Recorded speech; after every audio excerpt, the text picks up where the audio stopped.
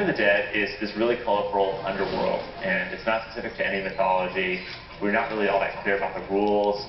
The world of the living is actually much more dead than the world of the dead, you know, which is much more alive. The underworld seems like a lot more fun than the upstairs part. Just the opposite. It's party time. On Land of the Dead, the characters, they had to be stylized, fun, and nice to look at.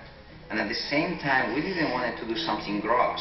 The horror element is definitely, it's whimsical and fairy tale-ish. Although I appreciate that we're keeping some of that in there, because it's Land of the Dead. There's been a mistake. I'm not dead. In the story of the Corpse Bride, there are two very, very different worlds. There's the land of the living, and there's the land of the dead. They're both good, and that's not the problem. It's just the problem of being caught between two different worlds. The land of the living is where Victor and Victoria, his wife-to-be, live.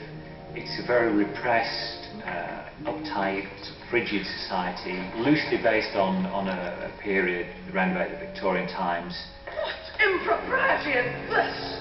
You shouldn't be alone together. And it's everything about the styling of that period has tended to accentuate that sort of repression. I mean, we are trying to contrast sort of the rigidness and formality of our Land of the Living with organic openness of Land of the Dead. I've got a dwarf, and I'm not afraid to use him. What's going on here? Where am I? Who are you? We've divided the worlds by color palette. Land of the Living, we didn't want a black and white look or a sepia look, but we wanted something kind of close to a tin type or a daguerreotype.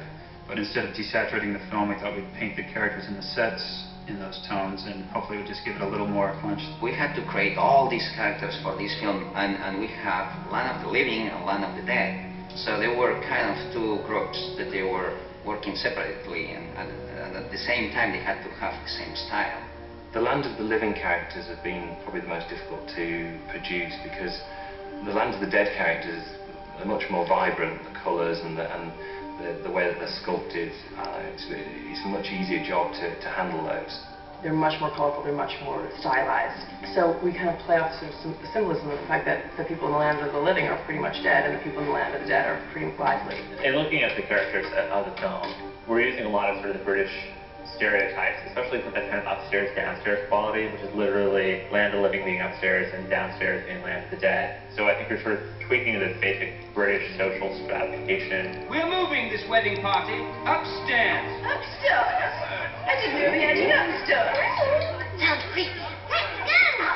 Although we wanted to keep some of the influences in architecture and sort of scope of the Land of the Living, we've created a very bright and colorful and kind of crazy world. The implication there is, of course, that the dead are free from all the restrictions that we once lived under in the Land of the Living.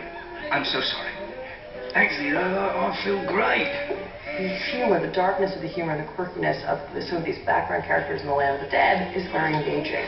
Yeah, it's a good part. Victor meets a lot of very, very interesting and funny characters and finds out that life in the Land of the Dead is pretty high octane. And he becomes almost drawn into that society. And how the two worlds meet at the end is part and parcel of the story of the Corpse Bride.